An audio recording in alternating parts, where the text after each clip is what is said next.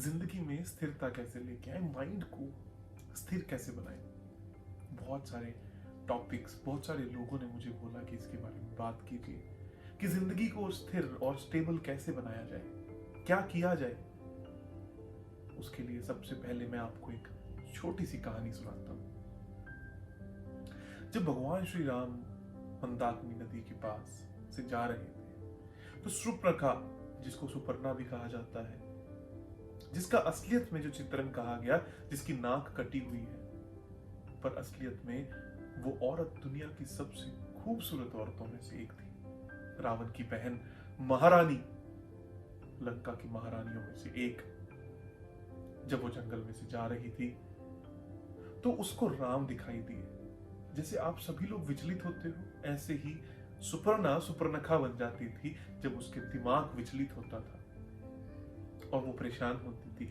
जैसे आप अभी अपने अंदर किसी परेशानी को लेकर यूं ही सुपर्णखा बनने को तैयार हो रहे हो। जंगल में गई, उन्हें राम को देखा। राम की आहें भरते ही, राम को देखते ही सुपर्णखा उनकी दीवानी हो गई। उनके प्रेम में, उनकी भक्ति के अंदर लयबद्ध हो गई।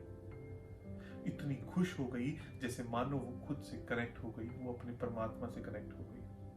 सुपर्णखा ने लिखा कि ऐसा दृश्य है जैसे मैं अभी अभी अपने परमात्मा से, अपने आप से आज पहली बार मिली हूं जीवन लेने के बाद। ऐसे श्री राम के दर्शन मुझे हुए। कौन है ये जो अपने आप से मुझे जोड़ देते हैं। अब बात आती है कि आप अपने आप से कैसे जुड़ सकते हो। क्या श्री राम के दर्शन करके, या सुबह 4 बजे उठकर ध्यान करके। श्री राम ने ही बड़ी खूबसूरत बात एक लिखी कि जब भी कोई इंसान लक्ष्यहीन होता है जिंदगी में, जब उसका कोई एम नहीं होता, तब उसके दिमाग में विचलता आती है और उसको प्रॉब्लम होती है और उसको दिक्कत आती है। इन्हीं दिक्कतों को दूर करने के लिए आपको हमेशा अपना कर्म करते रहना चाहिए, ताकि आप अपने लक्ष्य को प्राप्त कर सकें, अपनी जिंदगी को और अच्छा बना सकें। बड़ी फिलॉसफिकल सी बात है, इतना आसान समझ आता है उतना है नहीं। अब क्वेश्चन ये आता है, हमारी जिंदगी का एम हमें पता ही क्या है? हमें पता ही नहीं कि अपनी जिंदगी का एम बनाएं कैसे।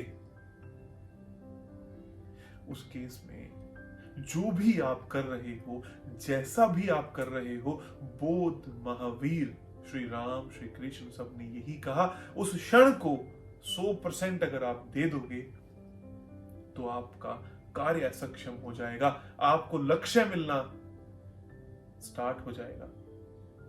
और जैसे ही जिस क्षण आपको लक्ष्य मिलने लगेगा, आपकी जिंदगी में ये विचलता हट जाएगी और ठहराव आना स्टार्ट हो जाएगा।